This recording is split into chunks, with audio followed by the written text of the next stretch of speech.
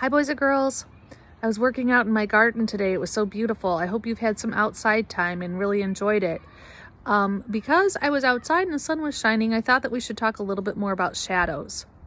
So I made my best drawing of a cat, and I'll show you what it looks like, and I'll show you what we're gonna do with it, because we're gonna do some pretty cool shadow things with what you can make. And yours doesn't have to be a cat, it could be anything. It could be a shark, it could be, you know, a dog, it could be anything that probably would eat, and I'll show you why in a minute.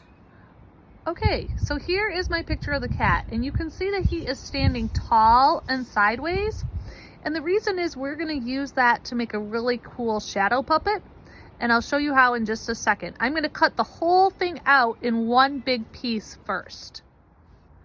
So boys and girls, I cut my cat out, as you can see, and then I also made a little mouse right here. You can see that I taped the mouse to a little stick. Now watch what we're going to do with the cat.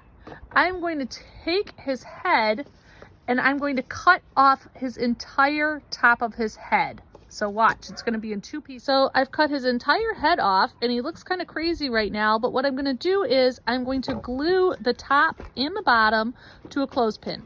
If you don't have a clothespin, you could use the open and close part of your scissors right there, because we're going to make his mouth move. So I'm going to glue it to a clothespin. I use hot glue, but you don't have to. You could probably figure out a way to tape it, and I'll show you in a second. Okay, this is upside down, but I wanted you to see how it works. I glued the top half of his head to one part of the clothespin, and I glued the bottom half of his body to the other part, so that when I open and close the clothespin, you can see his mouth move. Okay, so here you can see the finished product. Here is my cat, and it opens and closes its mouth. And then here is my mouse, and I carefully stuck him in my crayon box just so he would stay up.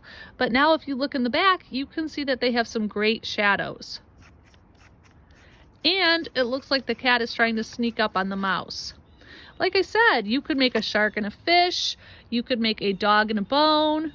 You could make a kid with pizza.